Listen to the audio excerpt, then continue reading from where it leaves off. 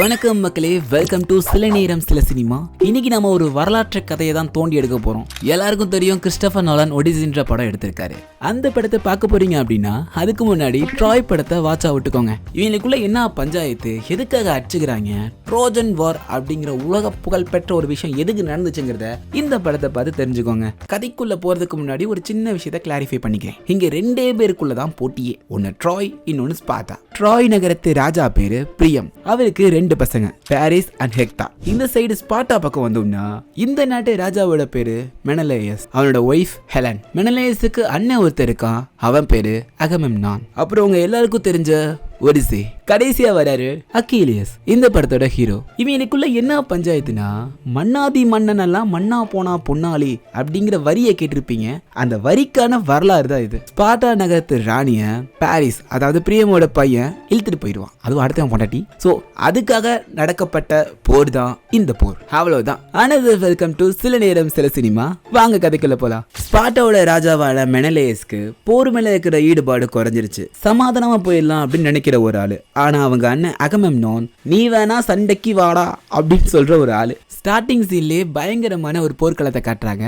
யாருக்கும்னா ஸ்பார்ட்டாக்கும் தெசேலஸ்ன்ற ஒரு நாட்டுக்கும். அகமெம்னான் என்ன சொல்றானா, நம்ம ரெண்டு படையும் சண்டை போறதுக்கு பதிலா நம்ம நாட்டோட மிக முக்கியமான வீரர்களை இறக்குவோம், அவங்கள யார் ஜெயிக்கிறாங்களோ அவங்க நாட்டை கொடுத்து கிளம்பணும். இதுக்கு தேசஸோட ராஜாவுமே ஒத்துக்கிறாரு. அவங்க நாட்டுல இருந்து ஒரு ஆளை கூப்பிடுறாங்க. அவன் பாக்குறதுக்கு ஜெய்ஜாண்டிகா மலைமாடு மாதிரியே இருக்கான், டிராப்ஸ் எல்லாம் எத்தான் தண்டி இருக்குது. நம்ம சைடு அகமெம்னான் ஒரு ஆளை கூப்பிடுறான். அவன் பேர் தான் அக்கீலிஸ். 2-3 தடவை அவன் பேரை கூப்பிட்டுமே அவன் வரல. அவன் எங்க இருக்கான்னு போய் தேடுங்க, உடனே இங்க வந்தாங்கன்னு கோவத்துல கத்துறான். அக்கீலிஸ் என்ன பண்ணிருக்கானா, ஒரு கூடத்துள்ள கவுந்தரிச்சு படுத்திருக்கான். நைட்டு பண்ண வேலைக்கு காலையில டயர்டா இருக்கு. புரிஞ்சவங்க புரிஞ்சுக்கோங்க, புரியாதவங்க புரிஞ்சவங்க கேட்டு தெரிஞ்சுக்கோங்க. ஒரு சின்ன பையன் அக்கிலீஸ் கிட்ட வந்து, உனக்காக போர்ல எல்லாரும் காத்துக்கிட்டு இருக்காங்க, உடனடியா வர சொல்றாங்கன்னு சொல்றான். நீ சண்டை போற ஆளை நான் பார்த்தேன், பாக்குறதுக்கே பயங்கரமா இருக்கான், நானும் அந்த சண்டைக்கெல்லாம் போயிருக்க மாட்டேன்னு சொல்றான். அதுக்கு அக்கிலீஸ், அதனாலதான் உன் பேரை யாரும் ஞாபகம் வச்சுக்க மாட்டாங்க.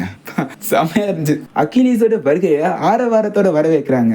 ஆனா நம்ம அகமெம்னானுக்கு இது பிடிக்கவே இல்லை. 2 பேருக்கும் முட்டிக்கும், செட் ஆகாது. அந்த மலைமாடு கூட ஃபைட்டு கொஞ்சம் டைட்டா போகும்னு நினைச்சேன். அந்த மாதிரிலாம் இல்ல. ஸ்டார்டிங்ல ஒரு ஈட்டி எறிகிறான், அது கேடயத்தை வச்சு தடுத்துறாப்ல. செகண்ட் ஒரு ஈட்டி எறிகிறான், மிஸ் ஆயிடுது. தேர்டு கத்தியை வச்சு குத்தலான்னு பார்க்க டிராப்ல ஒரே சொருகு, சோலி முடிஞ்சு. யாருக்கா தைரியம் இருந்தா முன்னாடி வாங்க. யாரா வந்திருப்பான்னு நினைக்கிறீங்க? தேசஸ் நாட்டோட ராஜா வந்து, உன்னோட பேரை நான் தெரிஞ்சுக்கலாமா அப்படின்னு கேட்கிறாரு. அக்கீலஸ் இதை உன் ராஜா கிட்ட கொடுத்துருன்னு கொடுக்குறாரு. அவன் ஒன்னும் எனக்கு ராஜா இல்லைன்னு சொல்லி அங்கிருந்து கிளம்புறான். அடுத்து ஸ்பார்ட்டாவோட ராஜாவான மெனலேயஸ் ட்ராயோட ஒன்னு சேர்றதுக்காக அந்த நாட்டு இளவரசரை கூட்டிட்டு வந்து ஒரு பார்ட்டி கொடுக்குறான். இதுல அண்ணங்கார பேரு ஹெக்டார், தம்பிக்காரன் பேரு பாரிஸ். எல்லாரும் சர்க்கடிச்சு ஜாலியா இருக்காங்க. நம்ம ஸ்பார்ட்டாவோட ராஜா வந்து பல பெண்களோட அங்கிட்டு போறான். இங்கிட்ட அவன் முன்னாடி தனியா இருக்கான். இவங்களோட பேரு ஹெலன். பாவம் தனியா இருக்காங்களே, துணைக்கு நாம போலான்னு தம்பிக்காரன் பேரண்ட்ஸ் அவங்க ரூமுக்கு போறான். போனதும் உள்ள வரக்கூடாதுன்னு சொல்றாங்க. இதைத்தான் நீ நேத்தும் சொன்ன, நான் கேட்டனா? அடுத்து அவங்க ஏதோ பண்ணிட்டு போறாங்க, அதை விடுங்க. நீ இல்லாம என்னால இருக்க முடியாது, நீ நாளைக்கு போயிடுவா, ஆனா அதுக்கப்புறம் நான் என்ன பண்ண போறேனே தெரியலன்னு ஹெலன் சொல்ல, நீ வேணா என் கூடயே வந்துருன்னு பாரிஸ் சொல்றான். பாவம் மெனலேயஸ் இவங்களை கவனிச்சா பரவாயில்ல, கண்ணில் படும் அனைவரையும் கவனிச்சிட்டு இருக்கான். பாரிஸோட அண்ணன் ஹெக்டாருக்கு இவன் பண்றதெல்லாம் தெரியும். தம்பி தப்பு, இந்த மாதிரிலாம் பண்ணக்கூடாது, அவனுக்கு மட்டும் தெரிஞ்சுன்னா அவன் தூக்கி போட்டு சங்கிலே மிதிப்பான், அதையும் மீறி பண்ணுவான் அப்படின்னா உனக்கு எதிர்க்க முதல் ஆள் நானா தான் இருப்பேன்னு சொல்றான். அடுத்த நாள் காலையில 2 பேருமே ட்ராய்க்கு படகு மூலமா போய்கிட்டு இருக்காங்க. அப்ப அவன் தம்பி ஹெக்டா கிட்ட வந்து, எனக்கு எப்பவுமே காப்பாத்துவே அப்படின்னு கேட்கிறான். நீ இந்த மாதிரி கேட்டால இதை விலங்கத்தை கொண்டு வந்தா அர்த்தம், என்ன பண்ணி தொலைச்ச அப்படின்னு கேட்டு பேஸ்மெண்ட் கூட்டு போறான். எக்ஸ்பெக்டர் ஹெலனை கூட்டு வந்துட்டான். கட்பா நான் எங்கிட்ட ஸ்பார்ட்டாவோட ராஜா எங்க என் ராணின்னு கேட்கிறான். அவ எப்பயோ போனியாகி போயிட்டான்னு தெரிய வருது. அப்ப சொல்றாங்க, என்னோட கப்பலை தயார்படுத்துங்க, போர் ஸ்டார்ட். என்ன காரியண்டா பண்ணிருக்க, இதனால என்ன பிரச்சனை வரும் தெரியுமா அப்படின்னு ஹெக்டார் பாரிஸ் கிட்ட கத்திக்கிட்டு இருக்கான். அவன் தம்பி இதுக்கெல்லாம் அஞ்சின மாதிரி தெரியல, நான் அவளை காதலிக்கிறேன், எனக்கு அவளை பிடிச்சிருக்கு, நாங்க வாழணும்னு நினைச்சேன்னா ட்ராய் கூட்டிட்டு போ, இல்ல சாகணும்னா ஸ்பார்ட்டா கூட்டிட்டு போ, போர் பண்ணி செத்து போய்க்கிறேன், ஆனா கடைசி வரைக்கும் கைவிட மாட்டேன்னு சொல்றான். இதுக்கு அவங்க அண்ணன், யாரையாவது கொண்டு இருக்கியா இல்ல கொலை பண்றதையாவது பாத்திருக்கியா, அட்லீஸ்ட் போர் பக்கமாவது போயிருக்கியா, எதுவுமே இல்ல, ஆனா தைரியமா இருக்கான். என்ன நினைச்சான்னு தெரியல, தம்பி தானே அப்படின்னு பாசம் எட்டி பார்த்திருக்கலாம். படகை ட்ராய் பக்கமே திருப்புங்கன்னு சொல்லிட்டான். இந்த பக்கம் ஸ்பார்ட்டாவோட ராஜா அவனோட சகோதரர் கிட்ட போயிட்டு ட்ராய் கூட ஃப்ரெண்ட்ஷிப் ஆகலான்னு அவனை ஒன்னா கூட்டு வந்து உட்கார வச்சா அவன் அடிமடியிலே கை வச்சிட்டான். அவங்க 2 பேத்தையும் போட்டே ஆகணும்னு வெறி கொண்டு இருக்கான். அதுக்கு நீ தான் உதவணும்னு அகமெம்னான் கிட்ட சொல்ல அவன் ஒத்துக்கிறான். ஆனா அவன் ஒத்துக்கிட்டதுக்கான ரீசன் இது மட்டும் கிடையாது. அவனுக்கு இந்த போர் புரியறது, மத்தவங்க நாட்டை கைப்பற்றணுங்கிறது ரொம்ப ஆசையா இருந்துச்சு. இருந்தாலும் ட்ராய் ஒன்னும் சும்மா கிடையாது, அதாவது அவங்க கிட்ட எக்கச்சக்கமான படைகள் இருக்கு. அதனால அகமெம்னான் கிரீஸ்ல இருக்கிற மிக முக்கியமான பலம் வாய்ந்த வீரர்களா எனக்கு வேணும்னு சொல்றான். கூட இருந்த ஒருத்தர் யார் இருந்தாலும் அக்கிலிஸ் மாதிரி வராது, அவன் தான் நமக்கு நிறைய போர்களை ஜெயிச்சு கொடுத்துருக்கான்னு சொல்றாரு. ஆனா அக்கிலிஸ் இவங்க யாரையும் மதிக்க மாட்டான், ஒரே ஒரு ஆளை தவிர ஒடிசே. அவரோட பேச்சுக்கு மட்டும்தான் கட்டுப்படுவான். இந்த பக்கம் அக்கிலிஸ் அவன் தம்பி கிட்ட வால் பயிற்சி பண்ணிக்கிட்டு இருக்கான். அந்த சமயத்துல ஒடிசே அங்க வராரு. அவரோட வருகையை ஆக்மெம்னான் தான் அமுச்சு விட்டான்னு சொல்லுது. வந்தோடனே கண்டுபிடிச்சிட்டான். இங்க பாரு, இது வரைக்கும் இந்த உலகம் பார்த்துடாத மிகப்பெரிய யுத்தமா இது இருக்க போகுது. அகமெம்னானுக்காக நீ வர வேணாம், கிரேக்க மக்களுக்காக இந்த போர்ல கலந்துக்கோ, எனக்காக கலந்துக்கோ. தலைவன் பேச தட்ட முடியுமா? சரின்ட்டாப்ல. இருந்தாலும் குழப்பமா தான் இருக்கு. அவங்க அம்மா கிட்ட போய் கேக்குறாரு. அதுக்கு அவங்க சொன்ன பதில், நீ இங்க இருந்தேன்னா உனக்கு ஒரு பெண் கிடைக்கும், அவளுக்கு உன்னை பத்தி தெரியும். உங்களுக்கு குழந்தைகள் பிறந்துச்சுன்னா அவங்களுக்கு உன்னை பத்தி தெரியும். அவங்களுக்கும் குழந்தைகள் பிறந்துச்சுன்னா அந்த பேர பசங்களுக்கு உன்னை பத்தி தெரியும். அதுக்கப்புறம் எல்லாரும் மறந்துடுவாங்க. ஆனா இந்த போருக்கு நீ போனேன்னா வரலாறுக்கே உனக்கு தெரியும். இதுக்கு நீ கண்டிப்பா போகணும்னு சொல்றாங்க. இந்த பக்கம் ட்ராயில ஹெலனாவை கூட்டிட்டு வந்த பாரிஸ்க்கு வரவேற்பு பலமா இருக்கு. எதுக்கு தான் தெரியல. அவன் என்ன சண்டை போட்டடா பிள்ளைய கூட்டம் வந்தான், இதனால எவ்வளவு பெரிய போர் நடக்க போகுதுன்னு அந்த ராஜாவுக்கும் தெரியும். இருந்தாலும் வந்தவங்களை வரவேற்றுட்டு உள்ள கூட்டிட்டு போறாரு. அங்க ஹெக்டரோட ஒய்ஃப் இருக்கா, அவனுக்கு கை குழந்தையுமே இருக்கு. இவங்க ரெண்டு பேருக்கும் பிரிசிஸ்ங்கிற சகோதரி ஒருத்தி இருப்பா. அவளுக்கு இந்த குடும்பம் குட்டிங்கிற கான்செப்ட்ல விருப்பம் இல்ல, அதனால கடவுளுக்கு சேவை பண்றேன் அப்படின்னு கன்னியாஸ்திரியா போயிருப்பா. ட்ராயோட அரசருக்கு சந்தேகம், நீ எப்படி ஹெலனையை கூட்டிட்டு வர சம்மதிச்சேன்னு ஹெக்டார் கிட்ட கேட்கிறாரு. நான் மட்டும் சம்மதிக்கலன்னா பாரிஸ் நான் இழந்திருப்பேன், எனக்கு என்னோட தம்பி முக்கியம்னு சொல்றாரு. ஆனா பாரிஸ் போய் ராத்திரி நேரம் என்ன பண்றானா, நம்ம ட்ராயை விட்டு வேற எங்கேயாவது யாருக்குமே தெரியாத இடத்துக்கு போயிடலாமான்னு கேட்கறான். ஏன்னா இங்க இருந்தா மெலனயஸ் கண்டிப்பா வந்துடுவான், நம்மள பிரிச்சிடுவான்னு சொல்றான். ஒருவேளை நாம இங்கிருந்து போனாலும் அவன் ட்ராயை சும்மா விட மாட்டான். நான் கிடைக்காத கோபத்திலேயே இந்த ட்ராய் நகரத்தையே அழைச்சிடுவான். அப்ப சரி, நாளைக்கு அவன் வந்ததும் நான் அவன் கூட நேருக்கு நேரம் உனக்காக மோதுறேன் அப்படின்னு பாரிஸ் சொல்றான். எல்லாம் அந்த பொண்ணால தாங்க. எந்த இடத்துல அழகு இருக்கோ அது ஆபத்து அதிகமா இருக்கும். அடுத்த நாள் காலை விடியுது. கிட்டத்தட்ட எக்கச்சக்கமான கப்பல்கள் ட்ராயை நோக்கி வருது. அதுல முதல் கப்பலா அக்கிலிஸ் வரான். அவன் கூட 50 படை வீரர்கள் வராங்க. இந்த பக்கம் ட்ரோஜன்ஸும் வந்த உடனே அடிச்சு தூக்கிறதுக்காக ரெடியா இருக்காங்க. அக்கிலிஸோட கப்பல் கரையை வந்ததும் கப்பலை விட்டு இறங்கிறதுக்குள்ளேயே அம்பலாம் பாஞ்சுக்கிட்டு இருக்கு. இருந்தாலும் அக்கிலிஸ் இதை எதுவுமே பொருட்படுத்தாம முன்னோக்கி போய்கிட்டு இருக்கான். ஸ்பார்ட்டா படை வீரர்கள் எல்லாம் கேடயத்தை பயன்படுத்தி ஒரு பாதுகாப்பு உருவாக்குறாங்க. கொஞ்சம் கொஞ்சமா முன்னாடி போக ட்ரோஜன் பக்கத்துல வந்ததும் மொத்த பேர் அடிச்சு தூக்குறாங்க. ஸ்பார்ட்டாவோட வெப்பன்ஸ் ஈட்டியும் கேடயமும் தான். அதை வச்சு பயங்கரமா சண்டை போடுறாங்க. பின்னாடி அகமெம்னானோட கப்பல் வருது. நம்ம வரதுக்குள்ள பாதி சண்டையை முடிச்சிருவானு புலம்பிக்கிட்டு இருக்கான். அப்புறம் ஸ்பார்டன்ஸோட மொத்த படையும் இறங்குறாங்க. இருக்கிற எல்லாரையும் வெட்டி சாய்கிறாங்க.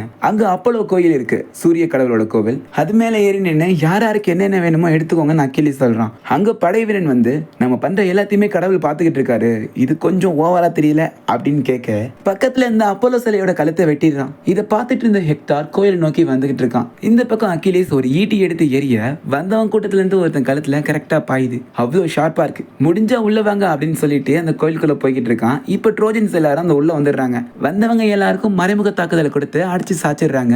இப்ப மிஞ்சி இருக்கிறது ஹெக்டார் மட்டும்தான். தனியா மாட்டிக்கிட்டான். இப்போ அவனை கொல்ல போறாங்க அப்படின்னு நினைச்சா அதுதான் இல்ல. நீங்க இருந்து கிளம்பலாம், நாளைக்கு தான் நம்மளோட போர், அங்க சந்திக்கலாம் அப்படின்றாரு. அதுக்கு ஹெக்டார், போர் என்ன உனக்கு அவ்வளவு ஈஸியா தெரியுதா? களத்துக்கு போன தன்னோட கணவர் திரும்ப வருவாரா மாட்டாரான்னு எத்தனை பெண்மணிகள் ஏங்குவாங்கன்னு தெரியுமா? அதுக்குதான் உன் தம்பி இருக்கானே, அவனுக்கு மத்தவங்க பொண்டாட்டி மேலதானே ஆசை அப்படின்னு கலாச்சி அமுச்சு விட்டுருவான். இப்போ போருக்கான முதல் வெற்றி அவங்க பார்த்துட்டாங்க. அந்த கடற்கரையை ஆக்கிரமிச்சுட்டாங்கன்னு வச்சுக்கோங்க. நான் உங்களுக்கு ஒரு பரிசை கொண்டு வந்திருக்கேன் அப்படின்னு ஒரு வீரன் சொல்றான். யாருன்னு பார்த்தா பிரீசஸ், ஹெக்டர் பாரிஸோட சகோதரி.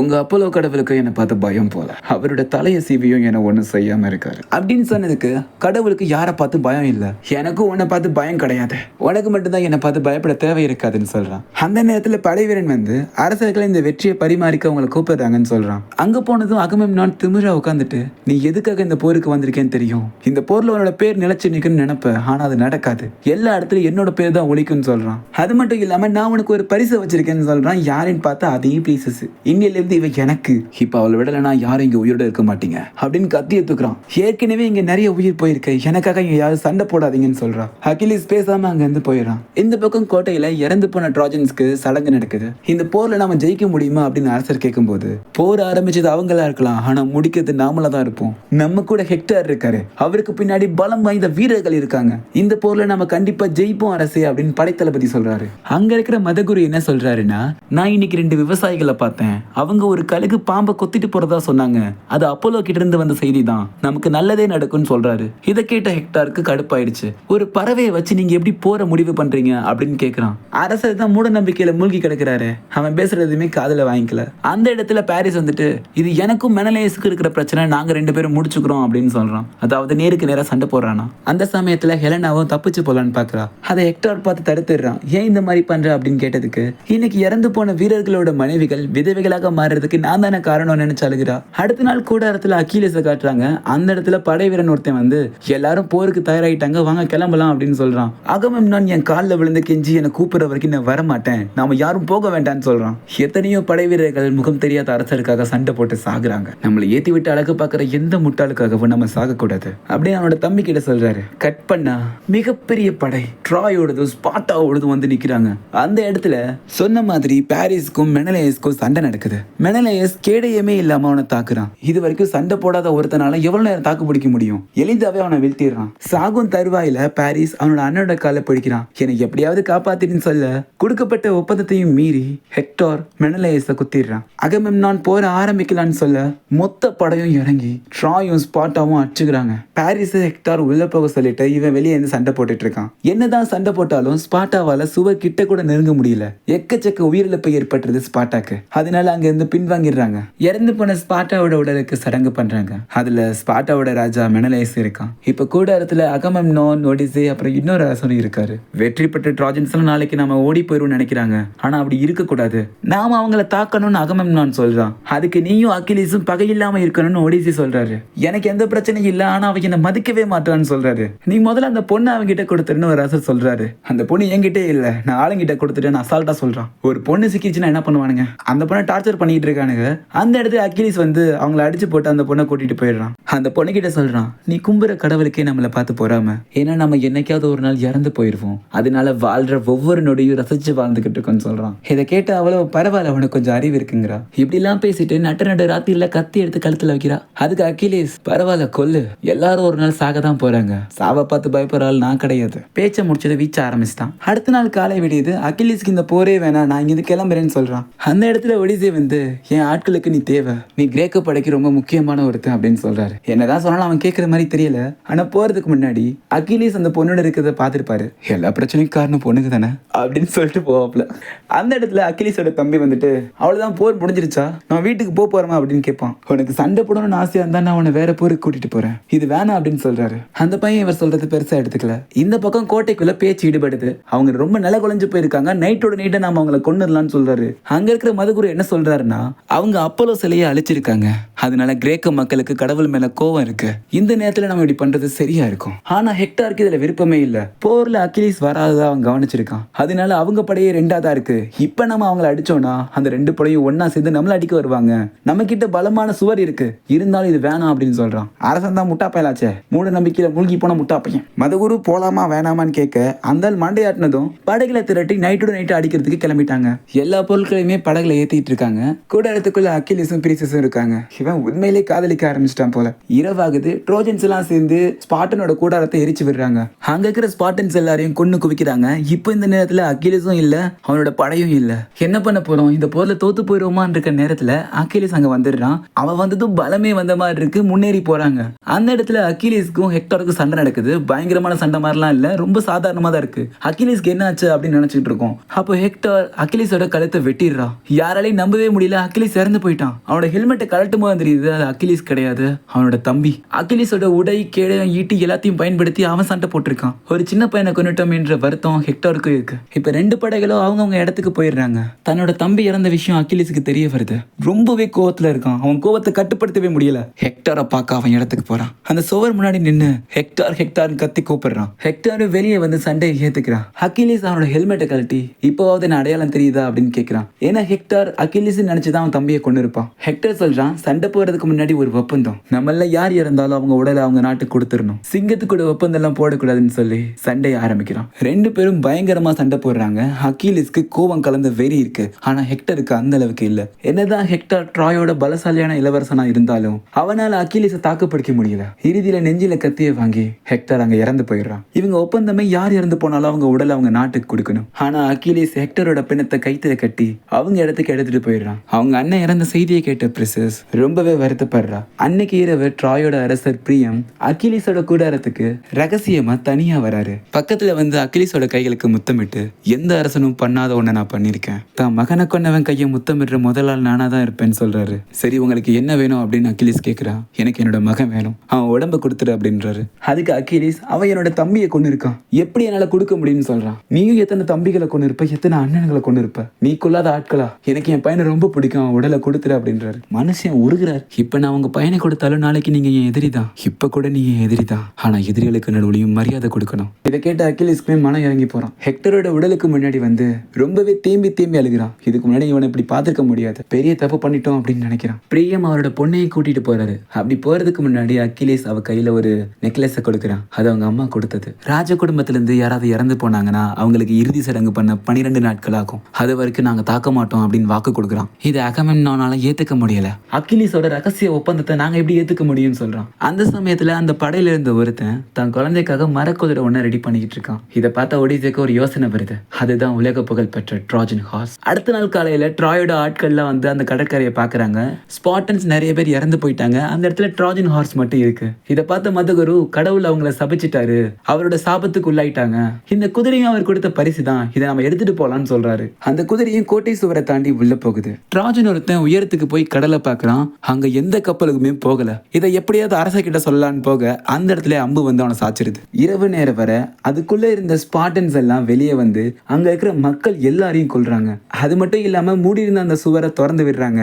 ஒட்டுமொத்த ஸ்பார்டன்ஸும் ட்ராய்க்குள்ள வந்துகிட்டு இருக்காங்க. கை குழந்தைகள்ல இருந்து பெண்மணிகள் வரைக்கும் பாரபட்சையும் பார்க்காம மொத்த ஊரையும் சூறையாடுறாங்க. அவங்க ஊர் அழிஞ்சு போறத ராஜா கண்ணால பாத்துக்கிட்டு இருக்காரு. அந்த சமயத்துல அகிலிஸ் அந்த இடத்துக்கு வந்துடுறான் பிரீசஸை காப்பாத்துறதுக்காக. ட்ராயை மொத்தமா அழிச்சிட்டு இருக்கதால அகமெம்னானுக்கு சந்தோஷம். ஹெக்டர் சாகிறதுக்கு முன்னாடி அவரோட மனைவி கிட்ட ரகசிய பாதையை காட்டியிருப்பாரு. இப்போ அது வழியா எல்லாரும் தப்பிச்சு போக பாக்குறாங்க. அவங்க கூட பிரீசஸ் இல்ல, அவளை நான் கண்டுபிடிச்சு கூட்டிட்டு வரேன்னு பாரிஸ் போறான். ஓரளவுக்கு அம்பு ஏறுது எப்படின்னு கத்துக்கிட்டான் போல. கோட்டைக்குள்ள வந்த ஸ்பார்டன்ஸா இவனும் சேர்ந்து அடிக்கிறான். இந்த பயங்கரமான திட்டத்தை போட்ட ஒடிசே உள்ள வராரு. அங்க இருக்கிற எல்லாருக்கும் பயங்கரமா வெட்டு விழுகுது. குறிப்பா ட்ராயோட படை தளபதி, அவருக்கு முன்னாடி பின்னாடி சைட்ல எல்லா இடத்துலயும் கத்தி இறங்குது. ட்ராயோட அரசு அவர் கோட்டையை அழிக்கிறத பார்த்து, நீங்களா மனுஷங்களா அப்படின்னு கேட்டுக்கிட்டு இருக்க அவர் நெஞ்சில ஒரு ஈட்டி இறங்குது. யாருன்னா அகமெம்னான். இந்த பக்கம் பிரீசியஸ் என்ன பண்றானா, கடவுள் கிட்ட வேண்டிக்கிட்டு இருக்கா. அந்த இடத்துக்கு அகமெம்னான் வந்துடுறான். அவரோட தலையை பிடிச்சிட்டு, கிட்டத்தட்ட ஒன்னால இந்த போர்ல நாங்க தோத்துருப்போம், அதுக்கு உன்னை என்ன பண்றேன் பாரு அப்படின்னு சொல்லிக்கிட்டு இருக்க பிரீசஸ் கையில சின்னதா ஒரு கத்தி இருக்கு. அதை வச்சு கழுத்திலே குத்திடுறா. அங்கேயே அகமெம்னான் செத்து போயிடுறான். இவனோட சாவு இப்படி இருக்குன்னு நான் எதிர்பார்க்கல. அவன் கூட வந்த வீரர்கள்லாம் இவளை கொலை பண்றதுக்காக கத்திய ஓங்க அந்த இடத்துக்கு அகிலிஸ் வந்து அந்த சோல்ஜர் தலையை வெட்டி வீசிடுறான். கீழே விழுந்து அவளை தூக்கி விட போறான். அந்த நேரத்துக்கு வந்துருவாங்க பைத்தியக்காரன் பாரிஸ். அம்பு எடுத்து கரெக்டா காலிலே அடிச்சிருவான். அம்பை விட வேணான்னு பிரீசஸ் சொல்லிக்கிட்டே இருந்தாலும் அவன் பேச்ச கேட்கிற மாதிரி தெரியல. இன்டென்ஷனலா இப்ப அடிச்சாதான் அவன் அடிக்க முடியும்ன்றது காரணத்துக்காகவே எல்லா அம்பையும் நெஞ்சிலையும் கையிலையும் இறக்கிக்கிட்டே இருக்கான். அகிலிஸ் சாகும் தருவாயில, என்னோட போர் வாழ்க்கையில எனக்கு அமைதியை கொடுத்தவன் நீதான். ட்ராய் மொத்தம் அலைஞ்சிருச்சு, நீங்க அதை தப்பிச்சு போயிட. அப்போ ஸ்பார்டன்ஸ் வேற சத்தம் கேக்குது. இவங்க 2 பேரும் தப்பிச்சு போயிடுவாங்க. அகிலிஸ் அந்த இடத்துல இறந்து போயிடுவான். அவ்வளவுதான், எல்லாம் முடிஞ்சது. ட்ராயை கைப்பற்றியாச்சு. ஒடிசே அகிலியஸ்க்கு இறுதி சடங்கு செய்யறாரு. இதுக்கப்புறம் வரும் சந்ததிகள் ஹெக்டர் வாழ்ந்த காலத்துல ஒடிசே வாழ்ந்தான்னு சொல்லுவாங்க. மாவீரன் அகிலியஸ் வாழ்ந்த காலத்துல ஒடிசே வாழ்ந்ததா சொல்லுவாங்க. கடைசியா இந்த வார்த்தைகளோட இந்த கதை முடியுது. ஓகே, இந்த படம் எப்படி இருந்துச்சுன்னு கமெண்ட்ல சொல்லுங்க. இதே மாதிரி அடுத்த ஒரு நல்ல படத்துல உங்களை சந்திக்கிறேன். அது வரைக்கும் டாடா பை.